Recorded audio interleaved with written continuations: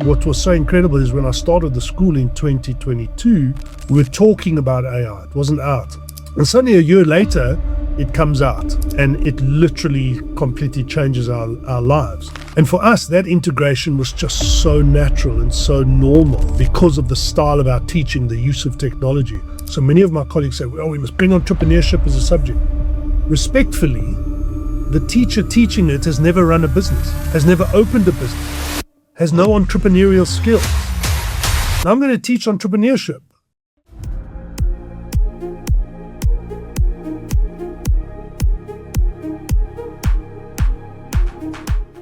Fuchs, you recently published your second book titled The School That Didn't Exist.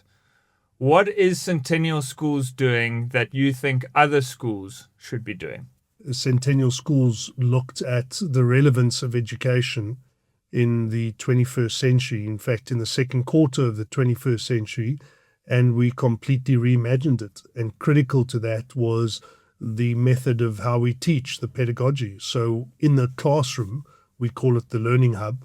It's the way teachers teach, how they engage the students. And you move away from a teacher's the one who carries all the knowledge. I will let you have this. I will let you know when you can learn, what pace you're going to learn, how you're going to learn, and almost a one-size-fits-all to really try to say, okay, how can we get a school where students where the school can fit into the students and not the other way around. And so your teachers work with the students, and ultimately your teachers become master learners and your students are apprentice learners. And that's a complete mind shift from a very traditional education that every single person watching this episode has been through. And I think something needed to change. From my days in school, like you said, it was the same pedagogy, the same way of doing things. And now we've had rapid changes, even since our last conversation, rapid changes in technology, advancements in AI. Something needed to change. Yeah, it did. And I think if many schools would bring technology in. So yes, we do use technology, and it's how you use it, because what's critical to it at Centennial Schools, as much as we use technology, so every student has a laptop, how we integrate that into the lesson. We also understand with neuroscience that just using laptops is actually not that good, because when I'm busy typing, my brain becomes passive. When I'm busy writing, my brain is more active. If I'm reading a physical book, the brain maps out the different sentences and the storyline within the pages of the book. So again, it's far more active, and your memory retention is so much better. So again, we have to balance that very carefully. And that's what Centennial Schools was about. It was about a well thought of, I talk about in the book, intentional. It was an intentional process, thought out. It wasn't a thumbsuck or, oh, this is a fad at the moment, let's do this. That's not what it was about. It was well structured, well thought out, and tragically within the system, because the Education Act says you have to follow a curriculum. So now we have to follow a curriculum. So you still have that outdated, antiquated curriculum, which we have to do. But amongst all of that, there's so many other things that's taking place. So a lot of people during school, a lot of my friends, we discuss this quite often, that we feel like after school, we had all these things coming our way that we didn't expect. And sometimes school doesn't prepare you for life after school. How are you preparing your students for an ever-changing world? It's not just school that doesn't prepare you for life afterwards. Sometimes it's parents as well. And you see that. And if I focus on the parents part of it, today I've been in 36 years in education. So I've seen kind of 2, 3, 4 generations of students coming through in terms of if you take it on a decade basis. And what happens is the moment there's a problem, parent comes in, sorts it out, manages it, everything's done, right? So what did the student learn? They learned nothing. Why? Because in that environment, I don't want my child to be upset. I don't want them to bump their heads. I don't want them to fall. So parent does everything. And we talk about helicopter parents. I think that phase is past. It's got even worse now. And so you're not preparing your child for anything. Compound that in a school environment where we're just purely focused on getting through curriculum.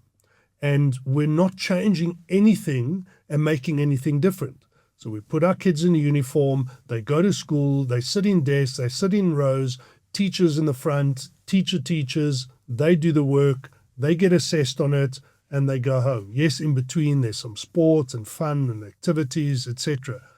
But at the end of the day, when I leave school, with that matric certificate, what am I qualified to do? Nothing. The matric certificate qualifies you to do nothing. And that's the tragedy of the education system. And you learn how to study things last minute in a bit of a parrot fashion style, and then a few weeks later, you forget what you've already learned. You wrote your matric 10 years ago, so you've still got a good memory. So go back to November, you wrote, you learned, you wrote. You got your results in January. In January, if you rewrote those same papers, what would happen? I'd be scraping. Yeah, probably would have failed. So what was the purpose of that exam? There's no purpose. So we're assessing, and I said this before in the last podcast, we're assessing 12 years of education, formal education, in one exam sitting in November of your final year, and that's the measurement, that's the mark of you have passed or you have failed, and there's no skill set attached to it. If you're enjoying this conversation and you want more perspective, stories, and life lessons, then please go ahead and hit that subscribe button. Thank you so much. So obviously there's a lot of talk about AI these days, and everyone wants to know how they can use AI to get ahead. How has AI disrupted the teaching space? It's disrupted absolutely everything, and teaching in particular, because education hasn't changed. We know that. We argue that it's been the same, designed on the first industrial revolution. We're now in the fifth industrial revolution with AI as the dominant factor, and we're still teaching to first industrial revolution concepts. And so when AI first came out, the education system was like, okay, we got to ban it. We can't use it. It's not going to do any good. And we actually brought out software to test. Okay, you've used AI, you're going to be penalized. And I think that's the wrong approach. Yes, we don't know where AI is going to take us. And you hear horror stories, but there's also, I think, a lot of good that can come out of it. And at Centennial Schools, we had a different approach. What was so incredible is when I started the school in 2022, we were talking about AI. It wasn't out. And suddenly a year later, it comes out. And it literally completely changes our lives. And for us, that integration was just so natural and so normal in what we did because of the style of our teaching, the use of technology. But critical to the use of AI in education, it's not copy and paste. And you have to get that across. So as a student, if I'm giving work to my students, yes, if they are using AI, they've still got to defend the argument. And so you have to redesign how you assess it. Because if you've written a paragraph or you've written an essay for me in history, I'm going to ask you, traditionally I would just go and mark it. Oh, wow, that's great. You've got the argument right, the style's right, etc., etc. But now I've actually got to change that form of assessment. And you would have to stand up and I'd say, okay, Mark, defend this. You've argued that in the French Revolution, it was a spontaneous uprising. Where did you cite this? Where did you get the source? What's your argument based on? Now, if I've just used AI as copy and paste, I'm not going to be able to defend that at all. But if I've used it properly and I've actually understood what I've done, then cognitive development is still going to take place. And that's one of the biggest things that's being argued at the moment. There is no cognitive growth Yes. in using AI. And we understand that. But we can't just sit down and go, okay, well, we can't use AI.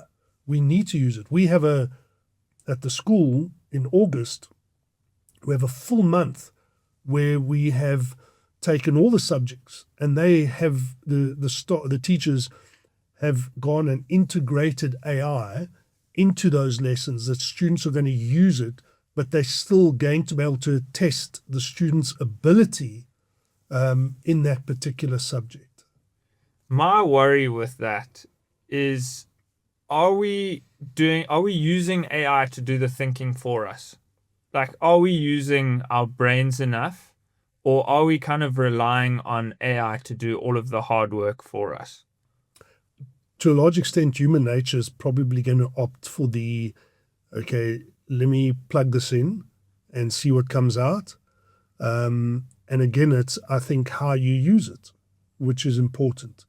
I think people that use it and use it correctly and use it effectively are going to be ahead of other people who don't use it.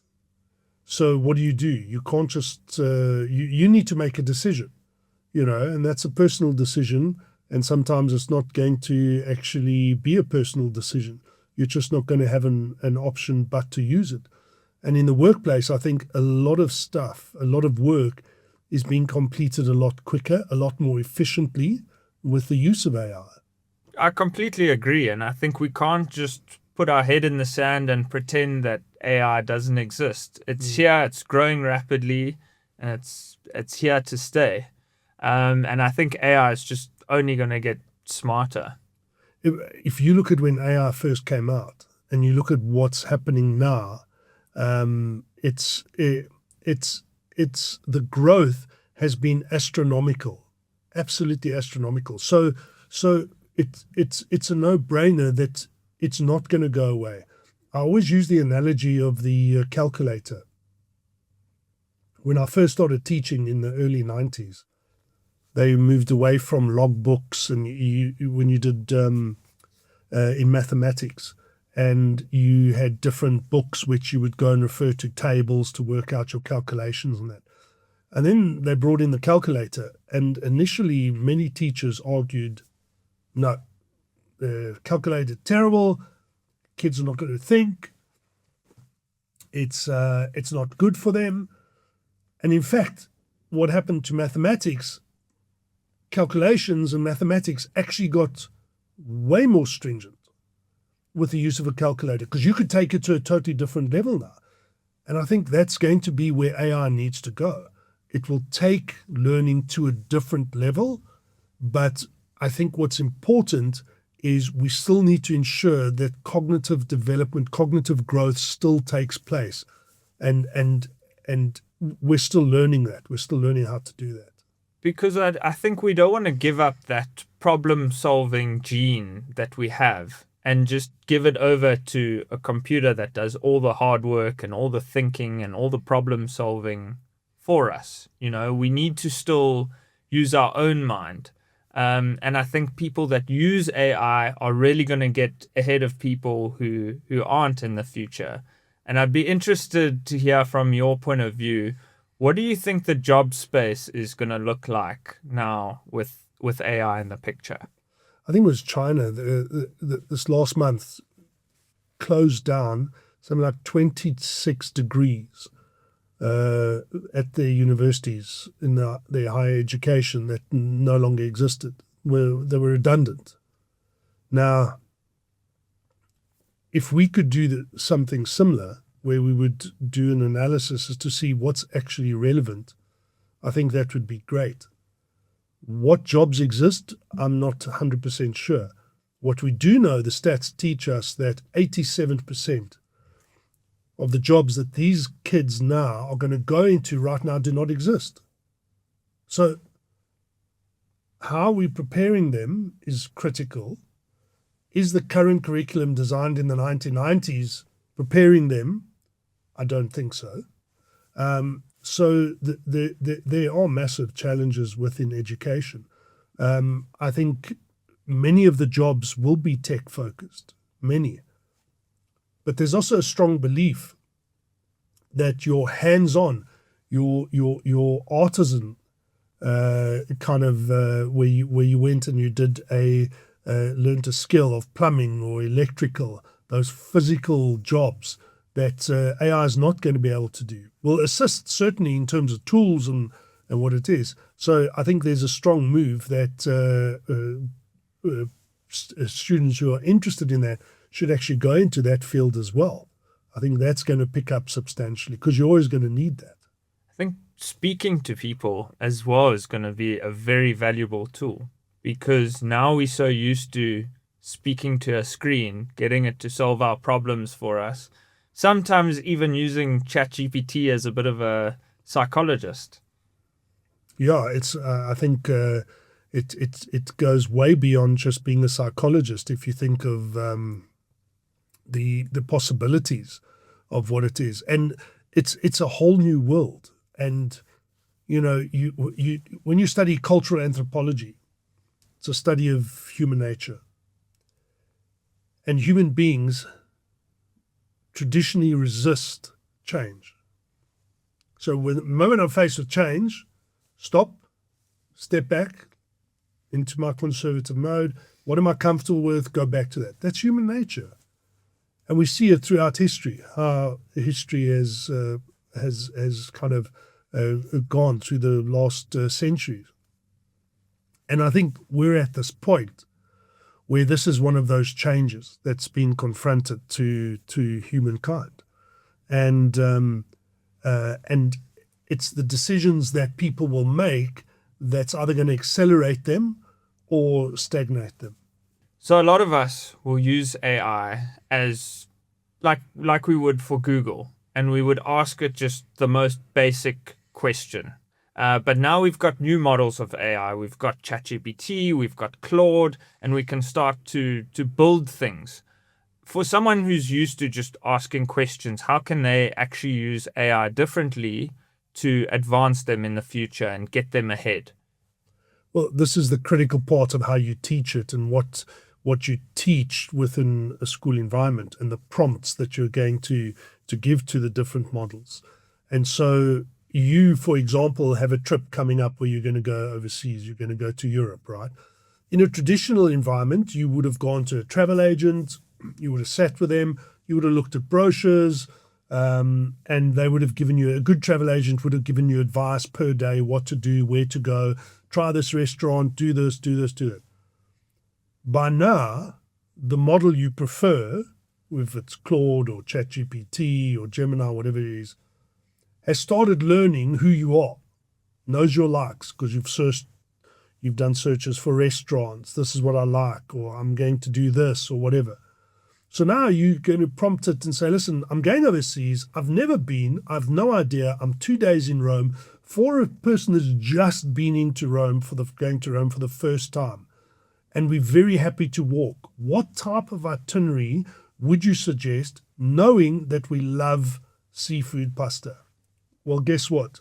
It's going to give you the most personalized itinerary, literally step by step, going to a really good seafood place. And it will probably pick up that you're budget conscious. So it's not going to send you to a top dollar or top euro restaurant. You're going to go to a seafood restaurant that's quite reasonable because it's picked it up. So there now you've completely eliminated a travel agent. But it's given you a completely personalized itinerary. If you just went into Google and searched traditionally, you would have just got a standardized, this is it. But it wasn't personalized at you because it knows you, it knows what you like. You've put those prompts in. It started to learn who you are. And so it will give you that. And I mean, that's one example of what you can use it for. The uses are absolutely endless. So it's pretty much, from my understanding, the amount of context that you give AI that helps the answer to be a lot more personalized to you. Absolutely. Yeah. And the more context you give it, the better the result is going to be. But that's a scary part, isn't it? Because who looks at my data? Who sees this?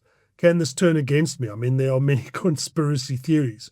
And that's why I say it's such a personal choice as to how much you want to use it. Yeah, I mean, I've got friends that have Claude linked to their credit card and they're getting it to do business transactions and pay their employees. That's quite scary. Yeah. It takes a lot of trust to do something like that. Yeah, it does. And again, it's the world we live in, and that is only going to get more complex. It's going to do more complex tasks. And I personally have no problem with it. Again, because the decisions I make, I'm aware of those decisions and I'm in control of those decisions. And I think that's very important. But now having all of that access to all of that information, do you think that's making us busier? Are we expected to now be able to do more? Or do you think it's freeing time in our calendars because we're able to do more than we ever were before? I think it goes back to the mathematics in the 90s when we introduced the calculator. Because what happened? It actually got more complex. Mathematics. We could solve bigger problems. And I think that's where it's going to go. I don't think we're going to, yes, it's going to free up time, but nature of human beings, you're going to fill that time with something else, hopefully that's constructive and that's or productive. So I think it's going to get more complex. And now everyone has access to AI these days, almost everyone. So, do you think that's going to create more entrepreneurs, more billionaires, or does it just create more competition and everyone's now on the same playing field? An entrepreneur who has the ability to see the opportunities with AI is going to absolutely fly. Why did you want to become an entrepreneur? Because I've read your first book, and I know that from a young age you had that entrepreneurial spirit within you. What was it that appealed to you about being an entrepreneur? Entrepreneurship, we incorporate that into Centennial Schools. That's, for me, so important. And it's not, for me, it's not so much a subject. It's a skill set. So what skills do I learn? The resilience, fail. How do you pick yourself up? How do you continue to motivate yourself to continue? And there's many financial skills that go with it as well. And so I think for me, certainly as a kid, in primary school would be on holiday. My dad had his own business. I loved the idea of business at that point. It was just natural. So I'd spend my holidays with him and would be traveling around with him, seeing how he worked with his customers, how he worked in the factory with his employees, how he spoke to them, what he did, decision making. And whether I realized that or not, I understand it now as I'm much older. And so entrepreneurship for me was just so natural. And becoming a teacher was probably not the route that most entrepreneurs go. So I was always looking for opportunities to start a business, to do something in an entrepreneurial sort of field. And again, bringing it into Centennial Schools, it's the skill sets that we create within the school, within our DNA, that speak to entrepreneurship, which for me is just so important. And I think for a lot of people, unless they have those people in their family, role models to look up to that were entrepreneurs, entrepreneurship kind of seems like this distant dream that only someone else can do. And I remember you told a story in that first podcast episode where you said, and I'd actually I don't want to tell it for you, I'd prefer you to tell it, with those two kids. I think they dropped out in grade 9 or 10 at Centennial Schools. Yeah, I mean, in grade, just after grade 10, had decided that they were using clothes. So if you look at your clothes, go to your cupboard and look, and probably you use about 30% of your clothes. You kind of recycle the same thing all over and over, and the bottom pile doesn't do anything. And for them was being able to take that, repurpose it, repackage it, and sell it online. And I mean, that's such a clever concept, isn't it? And what you're going to find, and I haven't actually kept up in terms of where they are at the moment, but what you'll find is they've probably expanded that business into something completely different. But having said that, what has changed is even our youngest entrepreneur at the moment is in grade 4, and I mean she's got a whole line of gifts. She does gift packaging. For Mother's Day, for Valentine's Day. She's got her products at some of the spas, I think in Broadacres and in Waterfall. There are a couple of other spas that she's got her gifts are being sold at. So again, the school encourages that environment. It's natural for us to be able to do that. We implemented a program called Next Gen Founders. Next Gen Founders is based on Shark Tank and Dragon's Den. And our students put forward a proposal. That proposal gets shortlisted, those proposals. So we take about 10. And then those 10 students go on a 3-week boot camp where you bring entrepreneurial parents in who help them, teach them aspects of business plans, marketing, etc. And then they have to pitch to 5 judges. Now they've got to stand in front of 5 judges. They have 10 minutes. Here's my pitch. And once the judges have seen everyone, you then will finalize your winner. The school then invests a couple of $1,000 into that business and appoint a mentor. So now you've won it. I've invested in your business because you've gone through a panel of judges now. And the students who didn't make it, by the way, have learnt as well, by the way, even if they haven't succeeded in winning it. And then as the mentor, I'm starting to help you, and the mentor's going to guide you and get you to set up the business. And we contain the customer base within the school. So it's the parents, the students, the teachers, so that you've got a nurturing environment, an incubation hub almost. And so you will start trading and you will learn and you'll make mistakes, but it's a safe enough environment to do that. Now, our winner last year, who it carries over to this year, and the new Next Gen Founders will start in about, I think in August next month. So, but the winner, it's open to grade 7 to grade 11. It was a grade 7 boy that did. And Wow. he started a product which he called the Quiller, and he uses local material called Shresh. And it's a pillow. So you go to the rugby or the cricket and you sit on your pillow. As the weather turns, it gets colder, you unzip and a beautiful blanket comes out. So it comes out into a blanket, which you use as a stuffing for the pillow. And so, and it really looks very good. And he's made laptop cases and carry bags and things like that. So he's got seamstresses involved. So he's got a whole production line that's going, and is going to do incredibly well, and has already done well in his sales within the school environment. So the whole idea is you're encouraging it. What too often happens, we just have at schools a market day, right? And who does all the work? The parents. The parents. Absolutely, all the parents. And the parents sell all the kit. You've got to sell the tickets. It's a raffle or it's food. And the one thing we did with Next Gen Founders, no food or beverage. You cannot do that. You have to think totally different to food or beverage.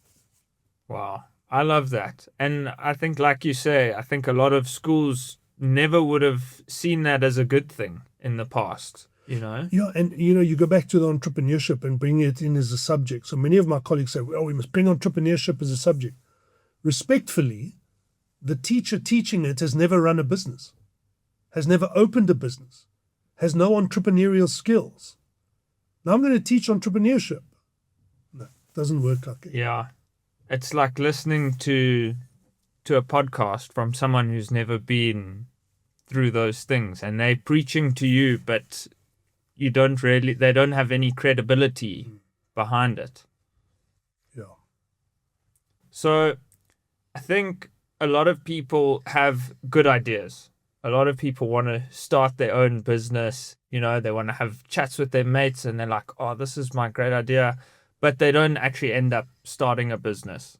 And having the idea is only one part of having a successful business.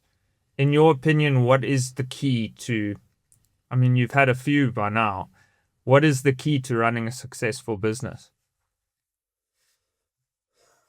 There's so many factors in running a successful business. But before you get to the successful business, there's this massive mountain that you've got to climb. And I mean, I remember when starting the school, and I talk about it in the book, is you have this idea. Now you're going to take this idea and you've got to put this into a business. So you put it into a business model. Now you've got the business model, you've got to get some capital. So if you're fortunate and your family can invest, great. Most people, that's not the case. Now you've got to find investors. So now you start diluting your own shares to raise capital to start the business. And then you've got the complexity of the investors, because different investors want different things, respond to things differently, want to be more micromanaging or more hands-off.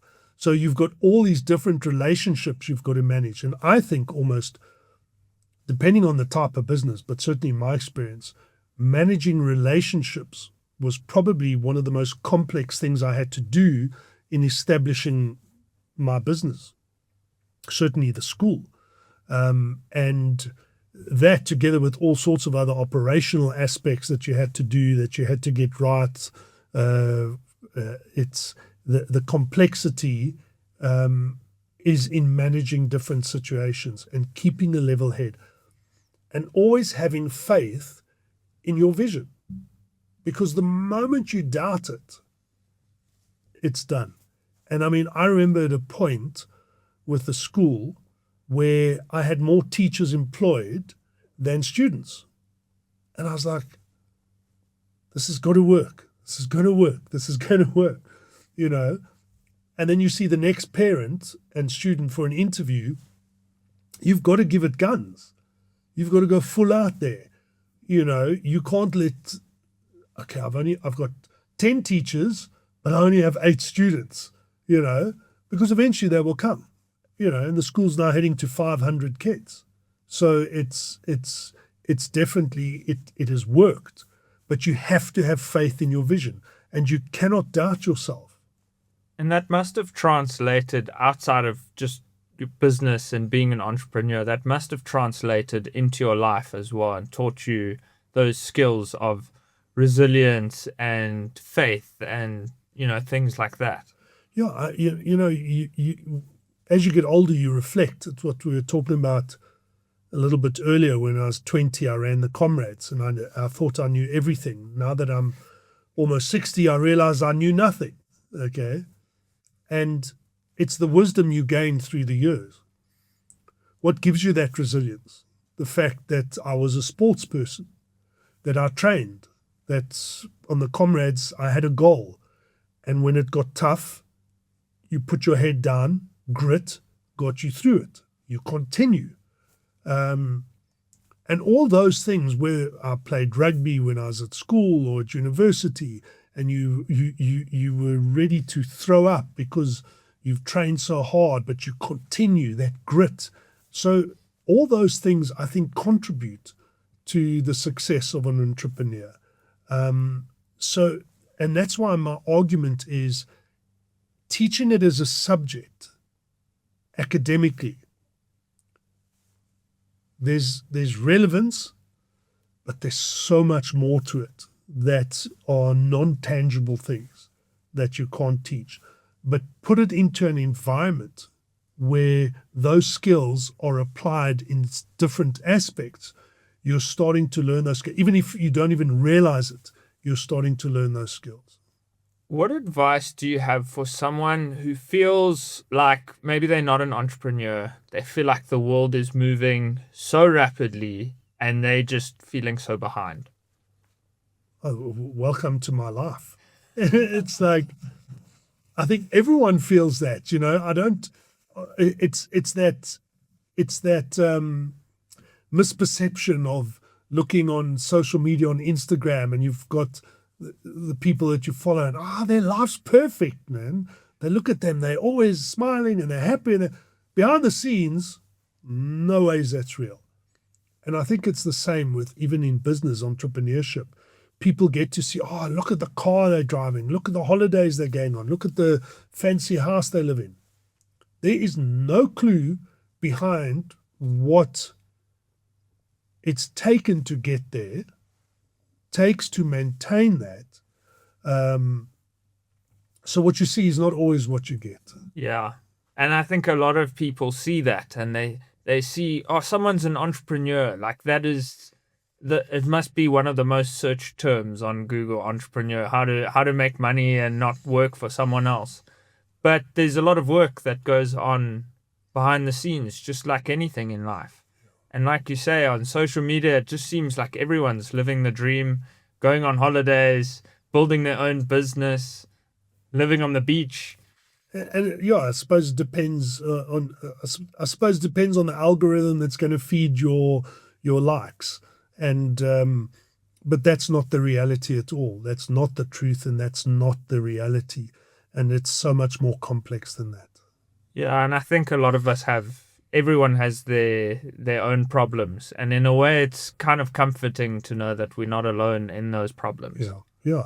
And again, someone who you might aspire to and you look at and you go, they've done so well, they've got money, look at this, the success. You have no idea what that person is going through, and the stresses, the loneliness. There's so much more than that. So, and again, I mean, it's a lesson I've learned in my life many times. Just be grateful for who you are and what you've got. It's so simple that saying that, but it's absolutely true. Let's take a short break and head to the coffee corner. Fuchs, what's your go-to coffee order, and who would you like to have it with?